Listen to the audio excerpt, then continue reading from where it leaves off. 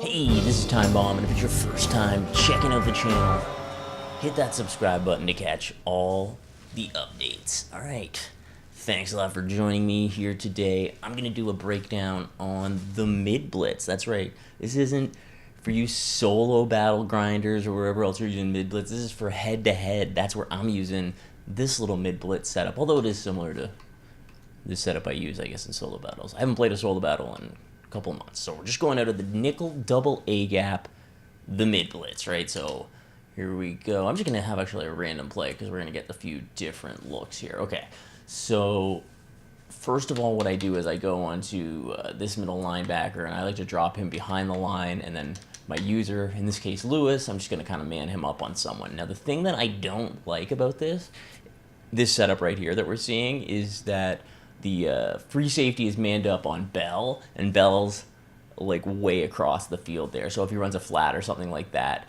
he's not going to get there in time. So what I do, oh wow, I thought he was going to get sacked there. I couldn't believe the block got in. I didn't set that up, so don't count that. But so what I like to do, okay, well this is better. So he's on the same side, so I base a line, and you just get better kind of like logic from the matchups I find based on the formation. That way, and then I just drop back this guy again and set him up, like manned up on some random person here, just so that the center doesn't engage with me. And all I'm going to do is just kind of look to kind of engage there, and it does a good job against the run. You know, it counts on me to kind of use her to like shut down most things here. It's pretty good. I did base a line, and we kind of got like a little cross man, so in that situation I'll move a lot kind of over more to the middle for the same reason, because I don't want him to have to run all the way across the field. If Gronkowski runs like at a little out route or a zig or whatever, he's going to be wide open with basically, I mean, it's on me to cover him, but you know, it's just a far away. Maybe I have something else over the middle I'll need to cover here on this play. Can I get on my user? All right, there we go. So again, I'm just going to hover over the middle here for a second and try to kind of occupy the center before I kind of go and try to play defense, and he gets that throw in. Oh, he breaks the tackle too. But that's one place that I do find that man coverage can get beat is on those little comeback routes. There seems to be like a really high chance of those getting burning man coverage. So if you notice you are getting played with man coverage, then you should definitely try to get a comeback route on one of your wide receivers, because those, I mean, against me, that's the number one thing that I notice beats it. But generally what I'm using is a lot of different, so you got to kind of be ready to click on and make a play too. But generally, see, I'm using so much zone coverage under the double A that it kind of throws them off when I play this man coverage. Like, people aren't just used to seeing it. There we go. See, we got good matchups, basically. I like how everyone's kind of lined up. If you want, you can give it a different look too. You can kind of give like a little cross man here to kind of confuse your opponent. So you might think that someone's open for a second, but it's really just going to take a second for the coverage to get there, and it closes really quick when they're trying to make a throw, basically. So it's one way to think about it. Always going up top, I click on, and see, I'm able to make the pick there. That's what I like. Man coverage does a great job, I find, against those vertical routes, especially if you get like an even matchup where you know, as long as you can, don't get me wrong, you can get burnt over top if you're pressing and he gets a step on you. It can happen, but generally I find the man coverage here, just base aligning like I am, is not getting beat over top. Don't get me wrong, it happens, but generally it does a pretty good job, especially because I'm mixing up my coverages, sending mostly zone. So when I do, they're just not expecting man coverage, so they're not. So I think it just lowers the chance that they're going to be looking to go up top on it. See here, I just kind of another one of those comeback roads and a terrible click on by me. I see he's able to beat me again there, because I'm telling you, that's the one thing you have to really look out for on the outside, is if they have those comeback routes against the man coverage, they will get burned on it. But that's all I'm doing, and I find it does a great job against the run. Again, just backing up that other blitzing user and just putting my user into a spy or a hook zone, or just manning him up on someone randomly. And then I just kind of look to occupy there.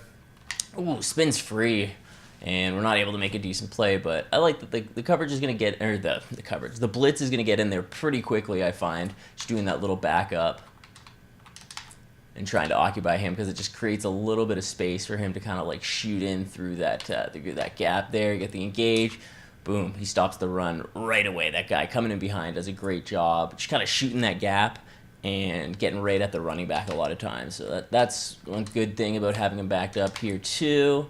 I'm actually going to base a line there. See, I get better coverage on the running back. Like I was saying, Bell is going to be covered by the strong safety now, and then Gronk by the cornerback. and boom, we're going to knock that down in the backfield for a loss. So yeah, if they try to run a little wide receiver screen or something like that, they should be able to get out there and stop that. So I've been liking this play a lot, getting pressure in there, getting some sacks, and definitely some picks, just throwing people off because they aren't ready for that man coverage when you're playing. I'm playing zone 90% of the time, some little bit of cross man in there too, but that's generally what I'm doing. So when I go to a straight up man coverage, that's what I'm saying. I think it kind of messes up my opponents. I'm able to get a lot of stops that way and some big losses and get the ball back. So let's take a look at some of the gameplay footage I have for this as well. Okay, so in this first play, I believe we're looking at a run play, and this is inside the red zone too, so kind of taking a chance running man coverage, I find that close, and I'm able to come up with a stop. So you kind of got to be ready and anticipating, I think, for a run play too, or possibility of it when you're that close to the end zone. So here again, another little read option. We're able to stop that quickly in the backfield. If you see any wildcat or read option, a good stop for it can be this mid blitz as well. See here, he's another run play, and again, he's able to see that guy that I backed up is able to shoot that gap, get right in there, make a stop in the backfield for a loss. So boom, big play there. Now here in this next play, I see I'm moving the safety in a little bit closer, and I'm actually having to user that, so I recover pretty well, covering that deep man. I think he was trying to look to throw it to him, but decided not to and takes that sack. Next play, pressure gets in there very quickly before he can do anything. Gets the sack. That's the thing. I think if people are sending out 4 and 5 routes, there's a good chance pressure's going to get in there very quickly from the outside, just like we're seeing here, because now we see this opponent's blocking a few more, but still it's getting in there very quickly. We get another sack. Look at these lime green Seahawks. Little play action, which is always a bad idea, in my opinion anyway. I can't make play action work, and I take sacks just like that. Here again, we see I didn't do a good job base aligning, but luckily the halfback was blocking. Get that late disengage. Halfback doesn't help out there, and we get the sack. And yeah, sometimes too, because that pressure or that man covers are not used to seeing it, then I do find myself making a fair amount of plays to get those picks. See, he goes up top there, deep. I'm able to click on, get a perfect timing user pick, come up with that ball.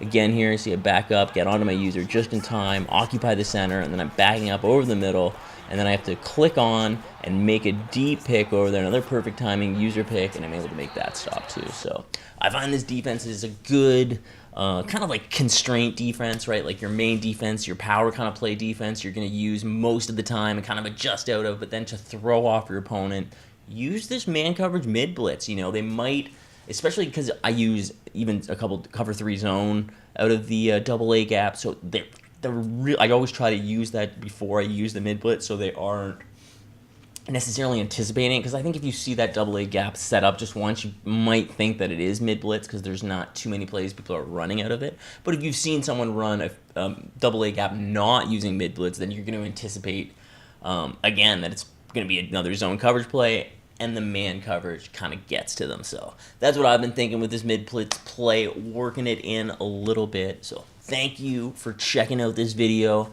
I've been Time Bomb. You guys are awesome, and I will catch you later.